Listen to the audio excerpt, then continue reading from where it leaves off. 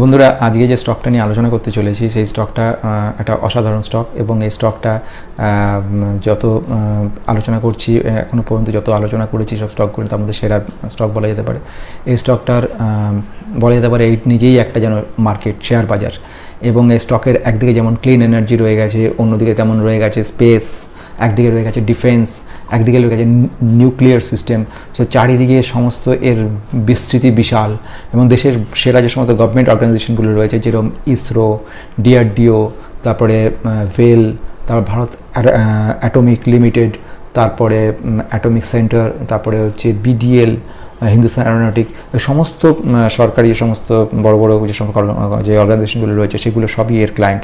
এবং এর আরেকটা বড় ক্লায়েন্ট হচ্ছে সারা বিশ্বের যে এনার্জি সিস্টেম যে রয়েছে, যে এনার্জি প্রসেসগুলোকে যে সাপোর্ট করে ব্লুম এনার্জি, সেই ব্লুম এনার্জি ইউএসএ কোম্পানি, সেই কোম্পানির ক্ষেত্রে কিন্তু এরাই এদের ক্লায়েন্ট। সুতরাং বুঝতেই পারছেন এই কোম্পানিটা কতটা বড় কোম্পানি এবং কত দূর এদের বিস্তৃতি রয়ে গেছে। আমরা দেখেছি ব্লুম এনার্জি, এলবিট, রাফায়েল, এই সমস্ত হচ্ছে ইন্টারন্যাশনাল কোম্পানি। তো একদিকে গভর্নমেন্ট যেরকম গ্যারান্টি দিচ্ছে এই ধরনের কোম্পানিগুলোর ক্ষেত্রে client, because client is a government, তো সেম ওয়ে যে ইন্টারন্যাশনাল যে কোম্পানিজ রয়ে গেছে সেই কোম্পানিগুলো গভর্নমেন্ট ওয়ার্ল্ডের বিজনেস যেখানে চলছে সেখানে গ্যারান্টি তারা দিচ্ছে যে এই ধরনের কোম্পানি ক্ষমতা নিয়ে। সো ন্যাচারালি যদি এই কোম্পানির স্ট্যান্ডার্ড ভালো না হতো তাহলে কোনোদিনই ওয়ার্ল্ডের সেরা যে ক্লিন এনার্জি কোম্পানিতে এখানে চান্স পেত না। এবং আজ নয়, 9 বছর ধরে এরা এই ব্লুম এনার্জির সঙ্গে কাজ করে চলেছে এবং কন্টিনিউ এদের অর্ডার বুক বেড়ে চলেছে ব্লুম এনার্জির সঙ্গে। আমরা পরে এটা নিয়ে আলোচনা করব।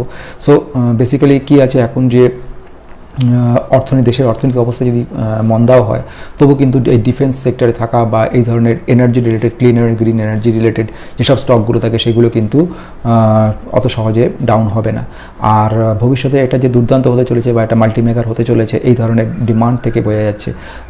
আমরা জানি যে গ্রিন হাউস এফেক্টের ফলে যে ধরনের এফেক্ট সারা বিশ্ব জুড়ে যে একটা বিপদের সম্মুখীন হতে চলেছে সারা বিশ্ব, সেখানে কিন্তু এই ধরনের কোম্পানি, এবং দেখা গেছে শুধু ইউএসএতে $1 ট্রিলিয়ন খরচা করা হচ্ছে গ্রিন হাউস এফেক্ট থেকে বাঁচার জন্য, এবং সেখানে প্রায় $500 বিলিয়ন ইউজ করা হচ্ছে এই গ্রিন হাউস এফেক্টের ক্ষেত্রে। তো আমাদের ইন্ডিয়া গভর্নমেন্ট কী করছে সম্পর্কে, ন্যাশনাল গ্রিন হাইড্রোজেন মিশন রয়েছে, সেখানে ভারতকে বিশ্বের দরবারে সেরা করার জন্য এবং সঙ্গে সঙ্গে সাপ্লায়ার হিসেবে এক্সপোর্ট ওরিয়েন্টেড করার জন্য প্রায় ফাইন্যান্স মিনিস্টার সীতারামন 35,000 কোটি টাকা বরাদ্দ করেছে, এবং তার মধ্যে গ্রিন হাউস এফেক্টে প্রায় 19,700 কোটি টাকা এফেক্ট করে রেখেছে, বরাদ্দ হয়েছে।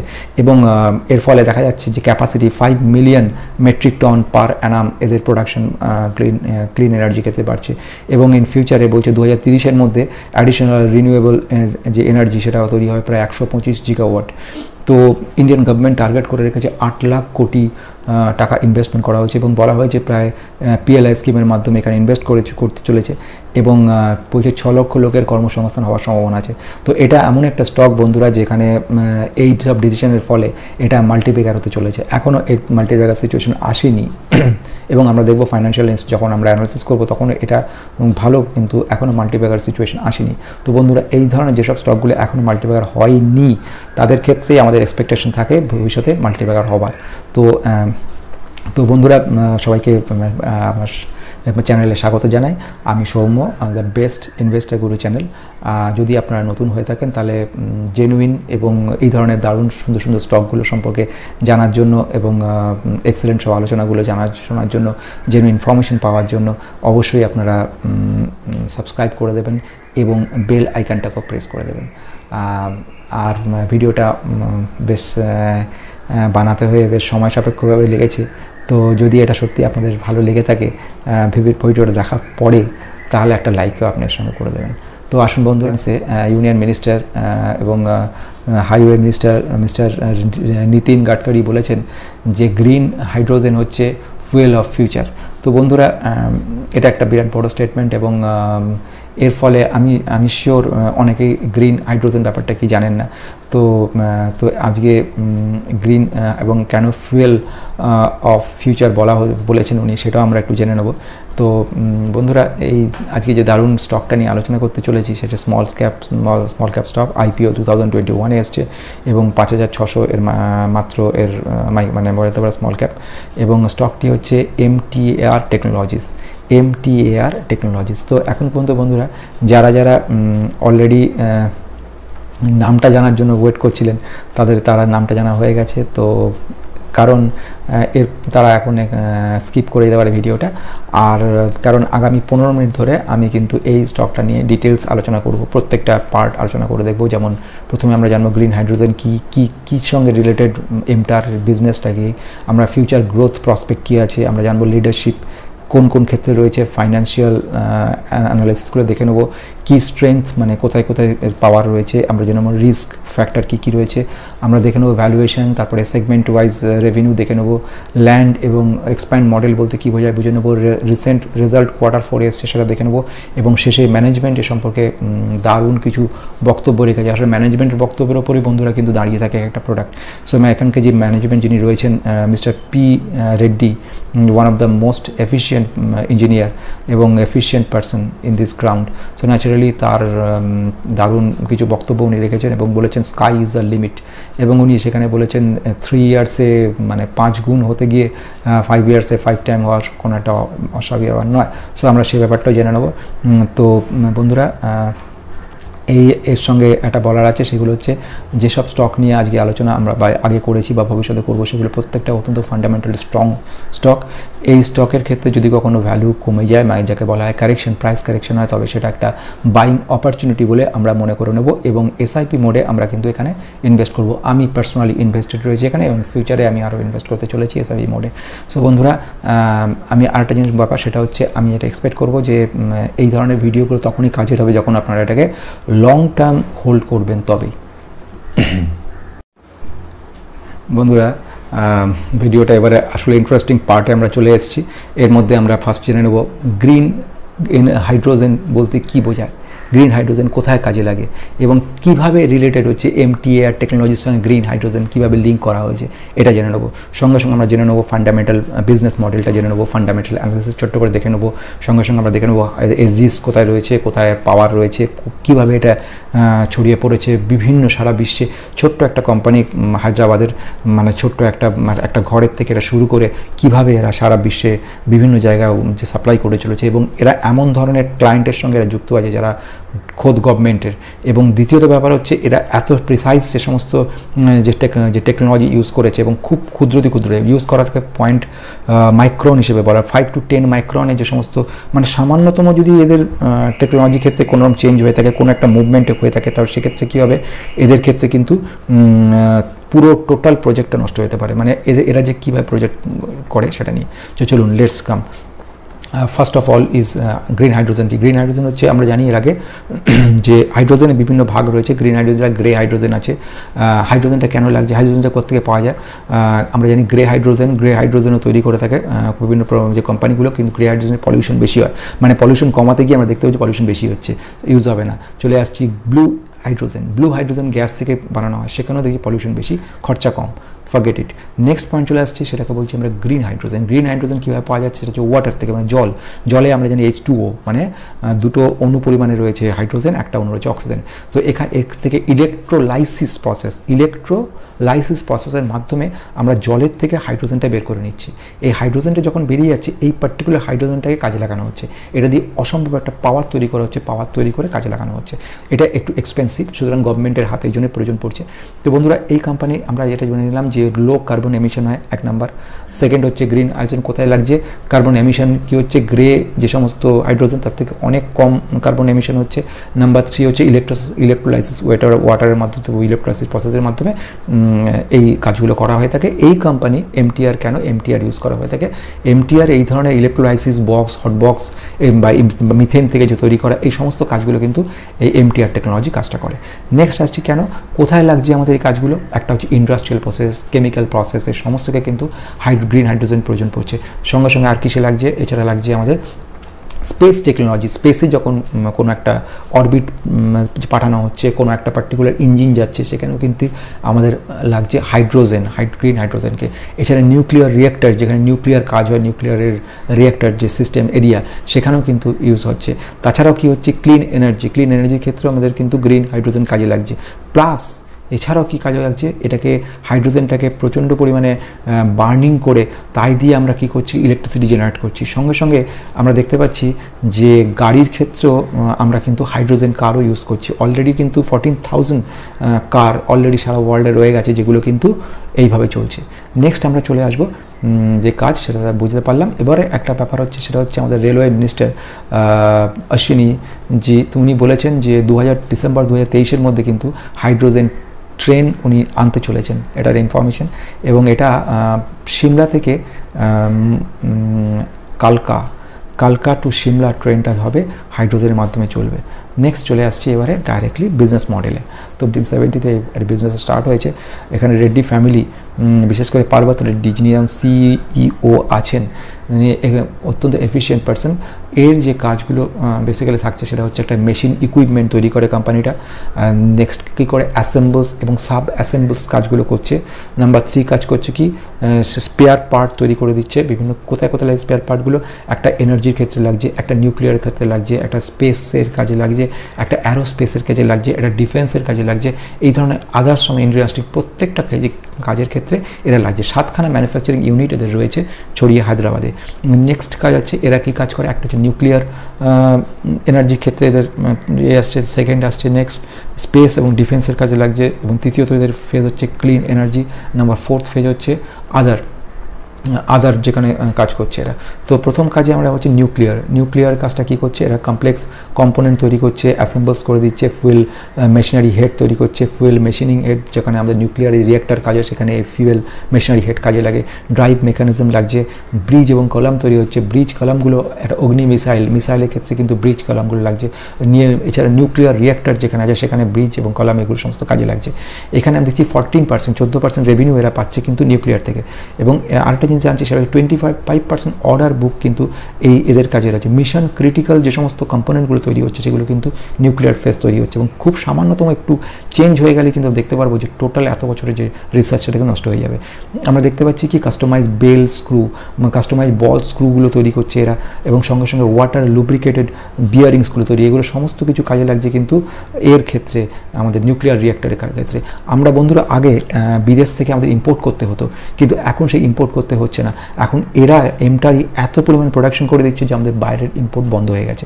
প্লাস গভর্নমেন্ট থেকে বলে দিচ্ছে এখনও কিছু কিছু রিঅ্যাক্টর বা আরও কিছু স্পেসের ক্ষেত্রে, স্পেস এনার্জির ক্ষেত্রে কিছু কিছু ইম্পোর্ট করা হচ্ছে, কিন্তু এর পরেই টোটাল ইম্পোর্টে ব্যান লাগিয়ে দেওয়া হবে। ফলে এমটারকে আরও ভবিষ্যতে আরও বহু গুণ অর্ডার বাড়তে চলেছে, যে ডোমেইন মানে এই এরিয়ার মধ্যে ও কিন্তু আরও প্রোডাকশন যাতে বাড়ানো যায় কোম্পানি। সুতরাং বুঝতে পারছেন এটা কেন আমি বলছি যে এটা 1000 গুণ বাড়তে চলেছে। সো নেক্সট পয়েন্ট আসছে স্পেস অ্যান্ড 2 নম্বর পয়েন্ট, যেটা space and defence. Space and ডিফেন্সে দারুণভাবে কাজ করছে। কি করছে, ম্যানুফ্যাকচারিং করছে, কমপ্লেক্স কম্পোনেন্টগুলোর উপর অ্যাসেম্বল কাজ করছে, কম্পোনেন্ট ক্রিয়েট করছে, লিকুইড প্রপালশন রকেট ইঞ্জিন বানাচ্ছে। It's a very very interesting and important point. যে সমস্ত ইঞ্জিনগুলো অনেক উপরে উঠছে এবং বিদেশে যেসব ইঞ্জিনগুলো দিয়ে অন্য গ্রহে বা স্পেসে যে সমস্ত অরবিটগুলোকে প্লেস করা হচ্ছে তার জন্য একটা ইঞ্জিনের দরকার, সেই ধরনের ইঞ্জিনগুলো লিকুইড প্রপালশন ইঞ্জিন, রকেট ইঞ্জিনগুলো কিন্তু এরা তৈরি করছে। প্লাস অগ্নি মিসাইলের ক্ষেত্রে যে ব্রিজ বলসগুলো সেগুলো এরা তৈরি করছে। স্যাটেলাইট যে রয়েছে, যেমন স্যাটেলাইট SSLV, এই ধরনের স্যাটেলাইট 28% স্যাটেলাইটের থেকে অর্ডার বুক থেকে অর্ডার দেওয়া আছে স্যাটেলাইটের ক্ষেত্রে। তো বুঝতে পারছেন কি অসাধারণ কোম্পানিটা, কত বিশাল ব্যাপ্তি এই কোম্পানিটার। এবং আরেকটা ইন্টারেস্টিং, যে ক্রায়োজেনিক কথাটার অর্থ হচ্ছে 253 ডিগ্রি মাইনাস টেম্পারেচারে এদের কাজ হয়, এই এমন ম্যানুফ্যাকচারিং হয়। সে ক্রায়োজেনিক যে টেকনোলজিটা এটা রাশিয়া থেকে ইন্ডিয়া নিয়ে এসেছিল, তখন সে এই ক্রায়োজেনিক ইঞ্জিন তৈরির ক্ষেত্রেও কিন্তু এদের একটা বিশাল বড় ভূমিকা রয়েছে, এবং এরা পার্টটা দিয়ে দিচ্ছে। একমাত্র আজকের দিনে US, Russia, China, Japan, India আর ফ্রান্স, এরা এই কজনই মাত্র কিন্তু সারা পৃথিবীতে এখনও পর্যন্ত এই ক্রায়োজেনিক সিস্টেমে কাজ করছে, এবং MTAR এরা কিন্তু এই কাজগুলো করে দিচ্ছে বন্ধুরা। নেক্সট পয়েন্ট আসছে, সেটা হচ্ছে ক্লিন এনার্জি হিউজ কাজ করছে এরা বন্ধুরা, এবং এর কাজের পরিমাণ আনবিলিভেবল। এর 63% এদের রেভিনিউ জেনারেট হচ্ছে কিন্তু ক্লিন এনার্জি থেকে। ক্লিন এনার্জি কাজ কী করছে, এরা ম্যানুফ্যাকচার করছে পাওয়ার ইউনিট, হট বক্সেস এবং প্রোটোটাইপ হাইড্রোজেন বক্সেস তৈরি করছে, প্লাস কী করছে ইলেকট্রোলাইজার। আমরা এই জিনিসটাকে একটু বুঝে নেব। ক্লিন এনার্জির মধ্যে কী বোঝাচ্ছে? ক্লিন এনার্জির মধ্যে হাইড্রোজেন যেটা আমাদের উৎপত্তি হচ্ছে ইলেকট্রোলাইসিস প্রসেস এবং ওয়াটার থেকে, সেই হাইড্রোজেনকে কী করছে এরা অক্সিডাইজ করে এরা কাজ করাচ্ছে। এবারে হট বক্সেস যে মিথেন থাকে, ওই মিথেন দিয়ে কনভার্সন করে এগুলোকে প্রোডাক্টগুলো দেওয়া হয়। আর একটা জিনিস হচ্ছে সেটা হচ্ছে এরা পাওয়ার ইউনিট জেনারেট করছে। তো এইগুলো একটা হিউজ এরিয়া নিয়ে এরা ক্লিন এনার্জি কাজ করছে এবং ক্লিন এবং গ্রিন এনার্জিতে এদের একটা বড় ভূমিকা রয়েছে এবং যত গভর্নমেন্ট এই ধরনের স্কিমগুলো নিয়ে আসছে সে সবচেয়ে বেশি লাভবান এই সব কোম্পানিগুলো হওয়ার কথা আছে। নেক্সট 4 নম্বর যে পয়েন্ট সেটা হচ্ছে এরা আদার কিছু ইকুইপমেন্টস তৈরি করে, যেমন হাই এন্ড ফেব্রিকেশন তৈরি করে, হাই প্রিসিশন কিছু মেটাল শিট মেটাল কাজ করছে, রোলার স্ক্রুজ ইউজ করছে যারা ম্যানুফ্যাকচার করছে, ইলেকট্রোমেকানিক্যাল অ্যাকচুয়েটার যেগুলো সব স্পেস ক্রাফটগুলো তৈরি হয় বা যেখানে ইঞ্জিন তৈরি হচ্ছে সেইখানে কিন্তু এই ইলেকট্রোমেকানিক্যাল অ্যাকচুয়েটারগুলো সাংঘাতিকভাবে কাজ করছে, এগুলো এইখানে কাজে লাগছে। নেক্সট পয়েন্টে চলে আসছি। নেক্সট পয়েন্টটা হচ্ছে সেটা হচ্ছে এদের যে রেভিনিউ কোথা থেকে সারা বিশ্বে কোথা থেকে কীভাবে রেভিনিউটা আসছে। ডোমেস্টিক সেলস থেকে এরা 39 মানে 39% রেভিনিউ এরা জেনারেট করাচ্ছে ডোমেস্টিক থেকে এবং এক্সপোর্ট করে এরা 61% রেভিনিউ জেনারেট করে নিচ্ছে। তো এটা একটা ইম্পর্টেন্ট পয়েন্ট। তো এবারে আমরা নেক্সট যে পয়েন্ট চলে যাব সেটা হচ্ছে সেটা হচ্ছে অর্ডার। এদের অর্ডার বুক রয়েছে, প্রচুর এরা অর্ডার পেয়েছে এবং কন্টিনিউয়াসলি এরা কিন্তু অর্ডার পেয়ে চলেছে। মানে আমি একটা এক্সাম্পল দিয়ে বোঝাতে পারি বন্ধুরা, মানে কত এর মধ্যে পোটেনশিয়াল গ্রোথ রয়েছে, কি অসম্ভব। এবং যতই আমরা এগুলোকে পড়ছি, দেখছি, বুঝছি, ততই আমার মনে হচ্ছে এটার ক্যাপাবিলিটি কতখানি ভালো হতে পারে। যেমন এদের প্রচুর অর্ডার রয়েছে, যেমন 2022 সালে যা অর্ডার ওরা পেয়েছিল সারা বছরে, 2023 সালের Q2 এর মধ্যে এদের তার থেকে বেশি অর্ডার এরা পেয়ে গেছেন, হিউজ। এবং শুধু অর্ডার পেলেই হবে না, অর্ডারটাকে এক্সিকিউশনটা এরা কিন্তু পারফেক্টলি করছে এবং দারুণভাবে কাজগুলো করছে। এবং যখন আমরা ম্যানেজমেন্টে যখন কথা হয়েছিল তখন উনি বলেছিলেন যে ইন ফিউচারে অর্ডার পাওয়াটা কোনো ফ্যাক্টর না, কিন্তু এক্সিকিউশন করে কত কুইকলি আমরা দিতে পারি সেটা বড় কথা। তো এখানে এরা এক্সিকিউশন করে কিন্তু খুব তাড়াতাড়ি দিয়ে দিচ্ছে এবং প্রেজেন্টলি একটা অর্ডার বুক 1290 কোটি টাকার রয়েছে, যার মধ্যে 67% হচ্ছে ক্লিন এনার্জি, 15% হচ্ছে স্পেস, 17% হচ্ছে নিউক্লিয়ার এবং প্রোডাক্টের ক্ষেত্রে দেখতে পাচ্ছি আমরা 1% মতো রয়ে গেছে। তো আমরা একটা এক্সাম্পল দিতে পারি যে অর্ডার বুকের ব্যাপার নেই। 2019 সালে বন্ধুরা 202 কোটি টাকা যে অর্ডার ছিল সেটা 2022 সালে 416 কোটি টাকা অর্ডারে দাঁড়িয়েছে। এবং এদের এক্সিকিউশন অর্ডারটা সেটা হচ্ছে খুব সুন্দরভাবে করার জন্য এদের কিন্তু ক্লায়েন্টের সঙ্গে রিলেশনটা অত্যন্ত ভালো এবং এত ভালো থাকার জন্য ক্লায়েন্টরা এদেরকে অ্যাডভান্স টাকা দিয়ে দিচ্ছে, প্রায় 20% টাকা এদের অ্যাডভান্স হচ্ছে। ফলে এদের যে এক্সিকিউশনটা, যাকে আমরা বলবো যে ওয়ার্কিং প্রোগ্রেস, কোনো একটা র মেটেরিয়াল এলো, ওয়ার্কিং প্রোগ্রেস হলো, তারপরে এটা রিটার্ন যাচ্ছে এবং ম্যানুফ্যাকচার হচ্ছে এবং ফিনিশ গুডস হয়ে যাচ্ছে, এই সাইকেলটা আরও অনেক কুইক এদের হতে থাকছে। ফলে এরা আরও বেশি করে ইমপ্রুভমেন্ট হতে যাচ্ছে।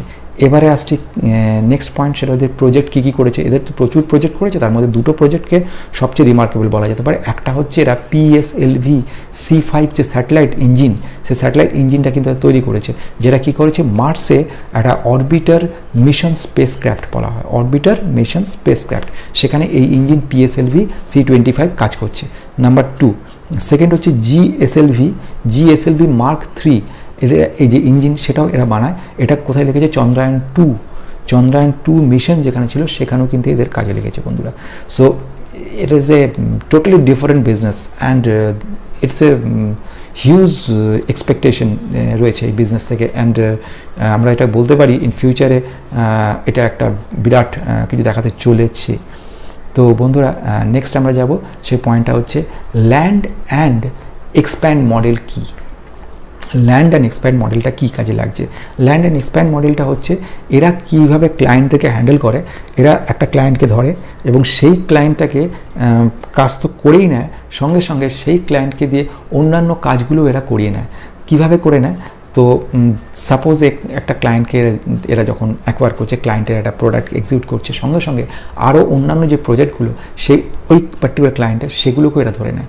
এবং আরেকটা ইন্টারেস্টিং পয়েন্ট হচ্ছে, যেটা খুবই গুরুত্বপূর্ণ, এই যে কাজগুলো মনোপলিস্টিক বিজনেস কেন বলছি এটাকে, কারণ হচ্ছে এরা এত সূক্ষ্মভাবে এই ধরনের কাজগুলো হয় এবং সামান্যতম চেঞ্জ হয়ে গেলে কিন্তু আলটিমেটলি প্রজেক্টে গিয়ে সাংঘাতিক এফেক্ট পড়বে। ফলে কোনো ক্লায়েন্টই চায় না তাদের সঙ্গে যে ডিলটা, কাস্টমারের সঙ্গে যে ডিল, সেটা ব্রেকআপ হোক। সুতরাং এরা একেবারে পার্মানেন্টলি গভর্নমেন্ট অফ অর্গানাইজেশনের সঙ্গে, ইসরোর সঙ্গে যুক্ত রয়ে গেছে।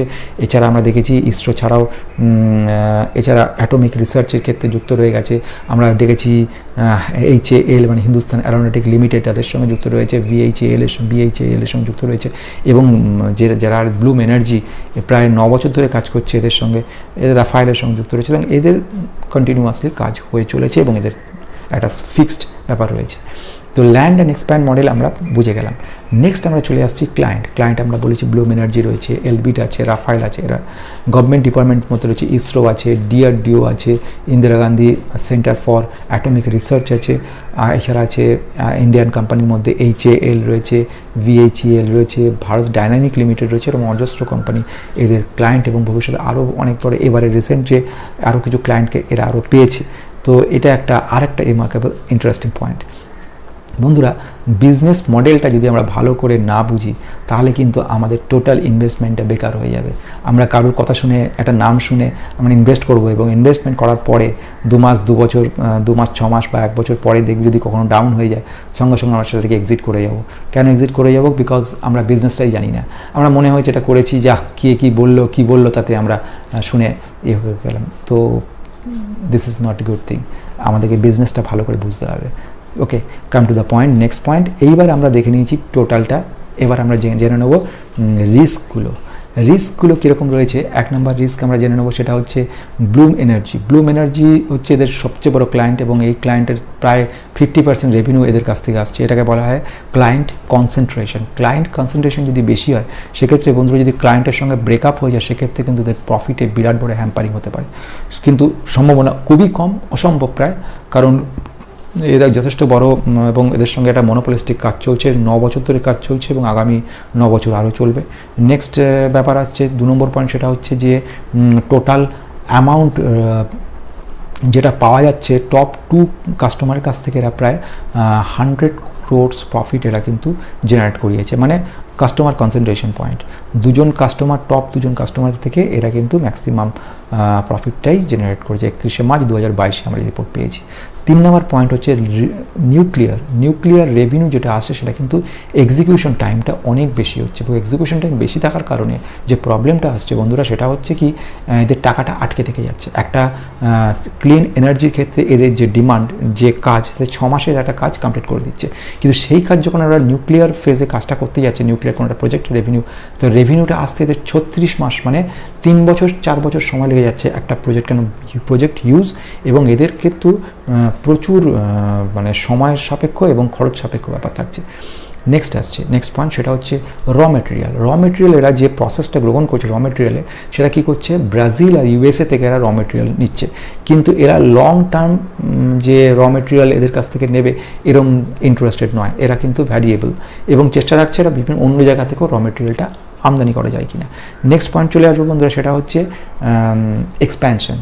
মানে ক্যাপেক্সের মাধ্যমে এরা কি করছে, লোন নিচ্ছে এবং লোন নিয়ে এরা কিন্তু ডেপ্ট ফান্ড যে লোন বলা হচ্ছে ক্যাপেক্সের মাধ্যমে প্রায় 105 কোটি এরা কিন্তু লোন এরা একটা কাজে লাগাচ্ছে। এটা কি কাজে লাগাচ্ছে, এরা হচ্ছে new sheet metal fabrication plant. এই একটা প্ল্যান্ট এরা রিসেন্টলি এরা তৈরি করেছে। সেই প্ল্যান্টটাতে শিট মেটাল ফ্যাব্রিকেশনে, সেটা কিন্তু মোস্ট প্রবাবলি Q1 ফাইন্যান্সিয়াল 2023-24 আমরা দেখব চালু হয়ে গেছে এবং এখান থেকে আরও বেশি প্রফিট হওয়ার সম্ভাবনা আছে। এইবারে আমরা চলে আসি next point, that is financial analysis যদি বলি বন্ধুরা, এটার একটা ইন্টারেস্টিং পয়েন্ট আছে। ইন্টারেস্টিং পয়েন্ট কেন বলতে চাইছি, ফাইন্যান্সিয়ালের ক্ষেত্রে আমরা দেখেছি যে এইসব মাল্টিব্যাগার যেগুলো ফিউচার মাল্টিব্যাগার হবে, সেগুলো কিন্তু আমরা এই চারিদিক অ্যাটমসফিয়ার দেখে ধরে নিচ্ছি। আমরা কিন্তু এটা ধরছি না যে প্রেজেন্ট সিচুয়েশন কী আছে। তবুও আসা যাক, প্রথম হচ্ছে 5,800 কোটি টাকা এর হচ্ছে প্রেজেন্ট মার্কেট ক্যাপিটালাইজেশন, সঙ্গে সঙ্গে আমরা এটা দেখে নিয়েছি যে এর আরওসি মানে হচ্ছে return on capital employed. Return on capital employed আমি দেখে নিয়েছি অ্যাপ্রক্সিমেট 23% রয়েছে, এবং আমরা দেখেছি সঙ্গে সঙ্গে আরওই সেটা হচ্ছে 19% রয়ে গেছে, এবং আমরা এটা দেখে নিয়েছি যে ডেপ্ট খুবই কম, মানে লোন খুবই কম নেওয়া আছে 0.23, এবং সঙ্গে সঙ্গে আমরা দেখেছি যে সিএজিআর প্রফিট গ্রোথ, যেটা কম্পাউন্ডেড অ্যানুয়াল গ্রোথ রিটার্ন, সেটা কিন্তু বন্ধুরা 80.6%, হিউজ। এবং এর যদি আমরা সেলস দেখি, সেলস গ্রোথ হচ্ছে 78% সেলস গ্রোথ, আনবিলিভেবল। তাই এই ব্যাপারটা কত সাংঘাতিক। আমরা price to earning to growth ratio, যেটাকে আমরা বলবো পিইজি রেশিও, যেটাকে আমরা ভ্যালুয়েশন বুঝি, সেটা 0.69, মানে যথেষ্ট আন্ডার ভ্যালুড আছে। তো এখনও কেনার একটা পজিটিভ সম্ভাবনা রয়েছে, কিন্তু ফিউচারে এটা পাওয়া যায় কিনা সন্দেহ আছে। তো বন্ধুরা, এটা কোনো বাইং অ্যাডভাইস না। নেক্সট, প্রোমোটার হোল্ডিং আছে 47%, প্রোমোটারও কিন্তু সেল করেনি। সো নেক্সট আমরা চলে আসবো কিছু নেগেটিভ ফাইন্যান্সিয়াল অ্যানালিসিস পয়েন্ট থেকে কিছু নেগেটিভ জিনিস আমরা দেখে নেব। সেটা হচ্ছে বরোয়িংটা কিন্তু ইনক্রিজ করছে, দ্যাট মিনস লোন বেশি পরিমাণে নিচ্ছে, এবং 2 নম্বর হচ্ছে ক্যাশ ফ্লো নেগেটিভ আছে। কেন বরোয়িংটা বেশি আছে? তার কারণ বেসিক্যালি বন্ধুরা, এই যে নিউক্লিয়ার রিঅ্যাক্টরে যে কাজগুলো হয়, এতে প্রচুর খরচ লাগে, এবং আমরা আগেই আলোচনা করেছি এটা নিয়ে যে হিউজ একটা এক্সপেন্স দরকার পড়ে, এবং এই কারণে এদেরকে লোন নিতে হচ্ছে, এবং ফলে বরোয়িংটা বাড়তে চলেছে। এবং দেখেছি আমরা ক্যাশ ফ্লোর ক্ষেত্রে নেগেটিভনেস আসছে, তার বেসিক্যালি কারণ হচ্ছে এটাই যে কন্টিনিউয়াসলি এরা ক্যাপিটাল এক্সপেন্ডিচার করছে, এবং সেক্ষেত্রে যে লোনগুলো নিয়ে ধার নিয়ে এরা কাজ চালাচ্ছে, তাই কারণের জন্য কিন্তু। এবং এইসব কোম্পানিগুলো যাদের মধ্যে ফিউচার প্রসপেক্ট হিউজ আছে বন্ধুরা, সেগুলো কিন্তু আমরা সবসময় মনে করে নেব, এরা যত বেশি এরা লোন নেবে, তত এদের কিন্তু প্রসপেক্টটা তত গুণ বাড়তে থাকবে। তো নেক্সট আমরা চলে আসবো আরেকটা ইন্টারেস্টিং পয়েন্টে, সেটা হচ্ছে অ্যাডভান্স ফ্রম কাস্টমার। এটা একটা ইন্টারেস্টিং, কেন কাস্টমারদের ফেথ এই কোম্পানির উপর অত্যন্ত বেশি, ফলে এইসব কোম্পানি 19 থেকে 25% টাকা কিন্তু এর আগে দিয়ে দিচ্ছে, ফলে এরা কি হয়, ক্যাশ সাইকেল যেটা থাকে সেটা কিন্তু অনেক কমে যায় বন্ধুরা। তো এইটা আমাদের মোটামুটি একটা ওভারভিউ পেয়ে গেলাম, একটা দুর্দান্ত ইন্টারেস্টিং স্টক, এবং এই স্টকটা যতই আমরা দেখেছি বা চর্চা করছি, তত বেশি জানতে পারছি যে স্টকটা কত হিউজ, কত ডিপলি, মানে ডিপ রুটলি এটা কাজ করছে বন্ধুরা। ইনভেস্টমেন্ট একটা ইন্টারেস্টিং জিনিস হচ্ছে ধৈর্য এবং ভালো স্টক, এই দুটো কিন্তু ছাড়া ইনভেস্ট চলে না। তো ইনভেস্টমেন্ট করতে গেলে যেরকম আমাদের ভালো স্টকের দরকার, সেরকমভাবে আমাদের পেশেন্সেরও প্রচণ্ড রকম দরকার পড়ে বন্ধুরা। তো এক্ষেত্রে একটা অসাধারণ ভালো স্টক আমরা দেখে নিলাম। স্টকটা যেরকম গভর্নমেন্ট অর্গানাইজেশনের কাজে দারুণভাবে লাগছে, ঠিক সেরকমভাবে এই স্টকটা সর্বত্র কাজে লাগছে। তো এই স্টকটা আমার ক্ষেত্রে আমার মনে হয়েছে একটা দুর্দান্ত স্টক। সো ইন ফিউচারে এ আরও অনেক ভালো রেজাল্ট করতে পারে। তো বন্ধুরা, এরপরে আমরা যে লাস্ট ফেজ, সেটা হচ্ছে কোয়ার্টার 4 রেজাল্ট এবং ম্যানেজমেন্ট কী বলেছে সেটা আমরা একবার দেখে নেব। আর দেখে নিয়ে এই একটা অসাধারণ ইন্টারেস্টিং একটা স্টক আপনাদের কেমন লাগলো আপনারা সেটা অবশ্যই কমেন্টে জানাবেন, এবং কার কার কাছে স্টকটা আছে, কে নিতে ইচ্ছুক, বা কী এর আপনাদের কাছে নেগেটিভ কী লেগেছে, সেগুলো সমস্ত আপনারা কমেন্টে অবশ্যই জানাবেন। আর যদি এই স্টকটা থেকে আপনাদের ভালো লেগে থাকে, তাহলে অবশ্যই নতুন ভিউয়ার যারা রয়েছেন তারা সাবস্ক্রাইব করে বেল আইকন প্রেস করে দেবেন, আর অবশ্যই একটা লাইক বাটন প্রেস করে দেবেন। তো বন্ধুরা, আজকের মতো এখানে শেষ করছি। সবাইকে নমস্কার। हाल की लिस्टेड भी आइए मुलाकात करते हैं कंपनी के एमडी और प्रमोटर पीएस रेड्डी साहब हमारे साथ कार्यक्रम में हो रहे हैं शामिल, और उनसे कुछ बहुत ही इंटरेस्टिंग बातें जिन पर हमें उनसे जानकारी लेनी है। रेड्डी साहब, सर बहुत बहुत स्वागत है आपका, धन्यवाद हमें समय देने के लिए। सबसे पहले जो सर अभी पहले हफ्ते में 4 जनवरी को सरकार ने green hydrogen mission policy announce की है, ये बताएं सर कि आपकी कंपनी के लिए किस तरह की अपॉर्चुनिटीज बन सकती है ग्रीन हाइड्रोजन को लेकर। हमारा main focus in the past और फ्यूचर में भी ग्रीन एनर्जी सेगमेंट में we are doing very well. तो ये जो नया इनिशिएटिव है, this will really boost our opportunities going forward with government का सपोर्ट के जरिए से। ये बहुत बढ़िया मूव है। Internationally also such announcements have been done, whether it is US और यूरोप और anywhere in the world. So this will be a very positive move for the company. The kind of products हम जो बना रहे हैं अभी, it's all linked to this initiative which Government of India is taking, and which is the future for everyone, for the next generations. in terms of climate change, in terms of various other issues that we are facing today. So this is very encouraging for us. Absolutely. Sir, आपका जो सबसे बड़ा customer है Bloom energy, और globally वो green hydrogen के मामले में इनोवेशंस टेक्नोलॉजी के लिए बहुत ही रेपुटेड है, क्रेडिबल है। तो सर, क्या किसी तरह का बड़ा बिजनेस की आपकी बात चल रही कि ग्रीन हाइड्रोजन को लेकर, और थोड़ा एक अंदाजा दे सर, 3 साल 5 साल जो भी आप सोचते हो, किस तरह का रेवेन्यू पोटेंशियल बन सकता है इस बिजनेस से? तो ग्रीन हाइड्रोजन जो है, हम इलेक्ट्रोलाइजर जो बना रहे हैं अभी, जो प्रोटोटाइप्स भी बन चुके हैं, इंस्टॉलेशन भी बन चुके हैं, ये जो वर्टिकल है this will be much bigger than the existing जो हम बना रहे हैं वर्टिकल्स, उससे ज्यादा होगा। That's the real future. So we are ahead of the game. So next 2-3 years the sky is the limit, the market is so big.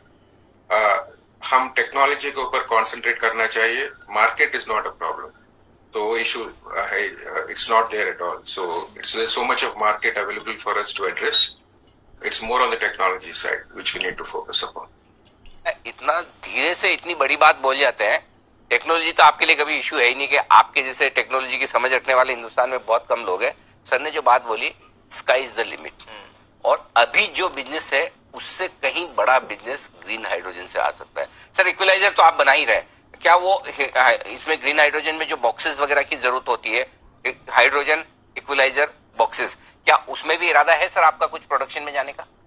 We have already done that. अच्छा, units हम बना चुके हैं already. Electrolyser starting unit, उसके बाद hydrogen unit से power generate होगा, तो ऑलरेडी बना चुके हैं वो सब। राइट ऑन ट्रैक विथ जो रिक्वायरमेंट है, हम ऑलरेडी उसको डेवलप कर चुके हैं। अभी सर ऑर्डर्स हाथ में आ चुके हैं, आने शुरू हो गए ग्रीन हाइड्रोजन को लेकर, या थोड़ा सा वक्त लगेगा? थोड़ा सा वक्त लगेगा। We already started getting orders. 200 units का ऑर्डर अभी आ चुका है। This will progressively go up by end of by calendar year 23 दिसंबर के, जब it will really ramp up in a big way. Okay, calendar year इस साल में आपके प्रोडक्शन इसमें बढ़ने की चांसेस है। तो सर एक ये बताएं, अभी तो थोड़ा जल्दी भी है, मैं जानता हूं कि अभी जस्ट अनाउंस हुआ है मिशन, और आपको भी थोड़ा शायद समय लगेगा कि कितने ऑर्डर्स किन कंपनियों से आ सकते हैं। डिमांड कहाँ, दोनों जगह है, डोमेस्टिक मार्केट्स, ग्लोबली, और कब तक आप एक प्रॉपर बड़ा विजन दे पाएंगे 3 साल 5 साल के लिए कि कितना बड़ा ये बिजनेस बन सकता है? अभी इंटरनेशनल मार्केट तो डिमांड बहुत ज्यादा है, because infrastructure is right there for them. India में अभी 1-2 साल लगेगा, but every city is gearing up for that. Government of India बहुत ज्यादा पुश कर रही है इसके बारे में। तो 1-2 साल में इंडिया में will be right up there as far as the demand is concern, in terms of basically यहाँ पे इंफ्रास्ट्रक्चर रहना चाहिए। So that I think government is taking very bold moves in that. Once वो हो जाना, once that is done, then will be the demand in India will be as much as what we have in the international market. Wow, तो Indian market में भी। अच्छा sir, एक broadly मैं पूछना चाहूँ, क्या आपकी कंपनी 5 साल में रेवेन्यू आपका जो अभी है 5 टाइम कर सकती है, 5 टाइम्स कर सकती है? That's very comfortably we can do it. That's not an issue. As I told, we always focus on technology. The rest is a byproduct of that. So we are not concerned about that. Lovely sir, बहुत ही strong statement आपका है, और I am sure जो अब तक की आपकी company की परफॉर्मेंस है, जो गजब की ग्रिप आपकी टेक्नोलॉजी पे है, और जो इतना बड़ा मार्केट हाइड्रोजन वाला, ग्रीन हाइड्रोजन वाला खुल रहा है, बड़ा एक्शन होगा। अब बताएं सर, पहले 6 महीने कंपनी के लिए बहुत अच्छे रहे, अगले 6 महीने किस तरह का आउटलुक है, ये फाइनेंशियल ईयर किस तरह से क्लोज करेंगे आप?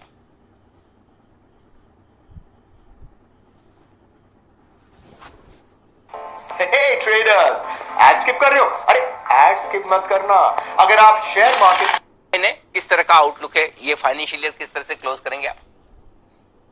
हम रेवेन्यू गाइडेंस दिए थे 55 to 60% compare to last year. We are sticking to that guidance, but obviously I've always said that we promise less and deliver more, so we'll definitely do much better than what guidance we have given in the past.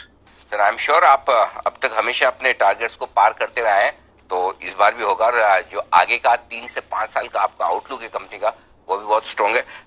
PS Reddy sir, बहुत बहुत धन्यवाद sir, समय देने के लिए। आपने हमारी request मानी और आकर हमसे बात की। Thank you so much sir.